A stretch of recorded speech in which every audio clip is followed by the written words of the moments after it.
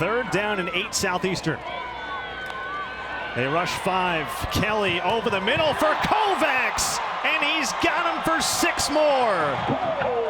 A bullet from Cole Kelly. And all Southeastern at home, 30-0 early in the third.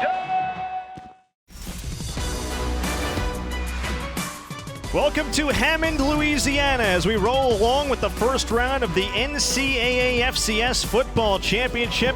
It's the Southeastern Louisiana Lions out of the Southland Conference, playing host to the Florida A&M Rattlers out of the SWAC.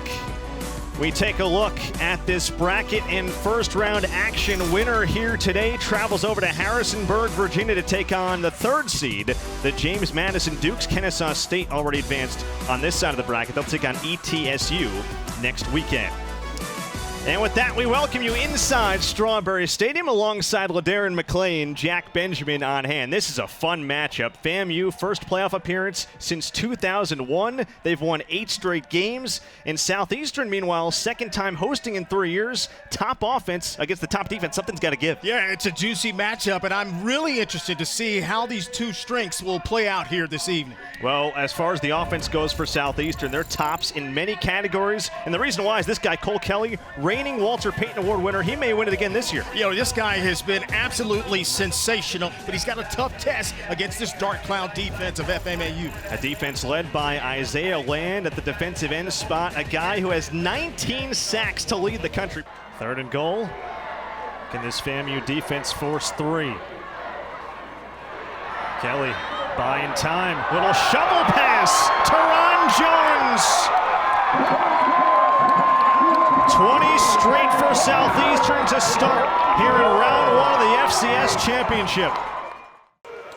And now they run it. And this is Tajay Spears with a crease. Spears has the sideline, and he breaks loose. 20, 10, touchdown Tulane. They're 2 for 4 on 3rd down. McKay has missed 3 of his last 4 throws. 4-man rush. Time to throw. Lofts it, picked off. Jack Henderson's got it. Falls forward near the 40. And this Southeastern defense, which picked off 16 passes in the regular season, 6th most in the FCS, has another, and they are in business up 14. Off play action. Pratt pumps, now looks deep for Tolles. He's got him. Cuts it back at the 15 and into the end zone. Touchdown Tulane. 52 yards, Jatavian Tolles, and 34 straight for the Green Wave. Now a 24-0 lead for Southeastern. Florida A&M and their offense coming onto the field. Here's a look at their playoff history. We talked about this. They were the first team to win an FCS national championship in 1978, now in its 44th year. And how about some pictures of that championship year? Been 44 years. Fantastic. Roy Hubbard, the coach, they had just a sensational season. We talked about them being the most successful HBCU in terms of the playoffs ever. And they really, you look at the personnel they've had over the years and some terrific coaches. It's a terrific university. Been the #1 public HBCU over the course of the past couple of years. Look, this program's got a lot going for it, and you think about how special this is for Willie Simmons and his team to be back in the playoffs first time since 2001. It wasn't lost on him. He's a guy who grew up in Quincy, Florida, 30 minutes or so from the stadium. His family went to HBCUs. His family were Rattlers. His wife, Shea, is a 2-time graduate as well. So he loves this place, and now in his 4th year, really his 3rd season, because they lost 1 year due to COVID, he's doing a great job of building it up, laying the foundation. This is a huge step to get an at-large as a SWAC team. Well, I've always been a big believer when you're a head coach and you've had success as a player also, especially in the Florida area. You mentioned Quincy. He was an all-state quarterback. Goes to Clemson. Penalty for running into the kicker will be enforced. 5 yards, repeat 4th down. There we go. Thanks for clearing this up. But yeah, quarterback. And so now you're going to get these recruits and say, man, I'm going to play for this guy. This guy's played at the highest level, and it just seems to work. He's a Florida A&M man through and through, and he's got this program certainly headed in the right direction.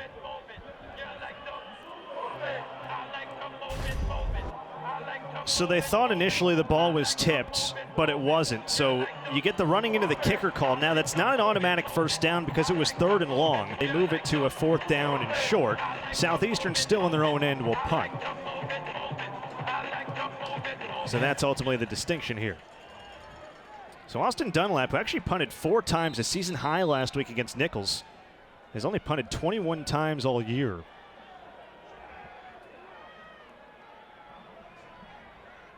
Xavier Smith is deep, and it's a fake. Nolan Given has a first down. It's the 2nd time they've gone with some trickeration on special teams. A 21-yard touchdown run by Kovacs on a fake field goal, and now a run from Given of 7 to move the chains. Yeah, it's all about timing when you call these plays, and when you see the defense not make the proper adjustments, that up back says, okay, we got him, and then he signals back, and the play is on. And why not snap it to Given, one of your best players on offense, converting the first down and, the 4th down. Again, the penalty should not have happened to even give him a chance there. Inside give to Ron Jones. Tackle from Antoine Collier. By number 3, Antoine Collier. Special teams, I'm telling you, it's the 3rd phase of any team. You better be sound, even with special teams. You just never know in a moment of the game. And it can turn the tide. I still think, again, like we said during the break, that fake field goal for a touchdown just really kind of took the sail out of the Rattlers, not only the defense, but the team. And now here they come again with another fake punt. Now they're operating at midfield. Kelly design run, and a gain of 4. Kelly on the keeper, stopped by number 5, Marquise Bell. Marquise Bell makes the tackle. 4 on the play, 3rd down, 6. Those are some pretty good numbers on 3rd down. He's highly efficient. It's just incredible as many times they throw the ball. And, I've always thought, throwing the ball on 1st down sets up their mode and keep you ahead of the chains. But he's just so good no matter what the down and distance is. He knows pre-snap where he's going. That's why the ball doesn't really go in harm's way much. On 3rd and 6, he finds Austin Mitchell. Hangs on for the first down. And a gain of 13. And folks at home, this is what you call an NFL throw. This is a step into it, a deep out route with the defensive back in perfect position. This is a great angle here. That defensive back is in great position, but the ball is out. It is on time. The receiver runs a precise route. Nothing the defensive back can do there. Jones up the gut again. And they're starting to churn out yardage on the ground. They're over 100 for the game as a team. Jones is over 50. We talked about it. He's more of a receiving back than a runner, but he's been good on the ground tonight. Florida A&M might have had 12 on the field. Jones is pulled down by Williams, and we've got a flag.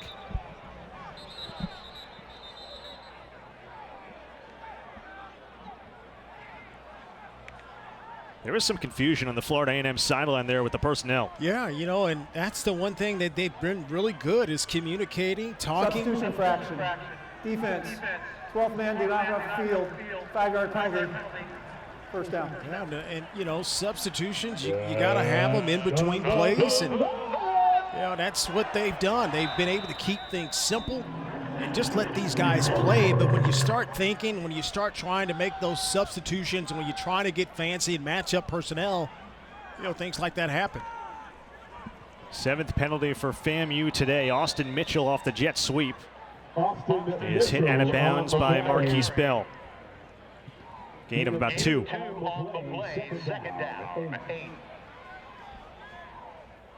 Part of the problem for Florida A&M, they're not getting stops, or when they do, they're struggling or they're making a mental mistake, LD, but these drives are taking so long. They're just eating up clock. That's a lot of plays for this defense to be on the field, and when you're chasing the entire game, that will wear on you, especially the secondary, and the pass rush hasn't really got there much. And where's the defensive line now, too?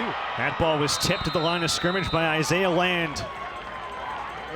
There's a guy that's got to make his presence felt. He's a Buck Buchanan Award watch list too. He's got to be one of the best players on the field, and that's what we thought we would see more of here, this evening.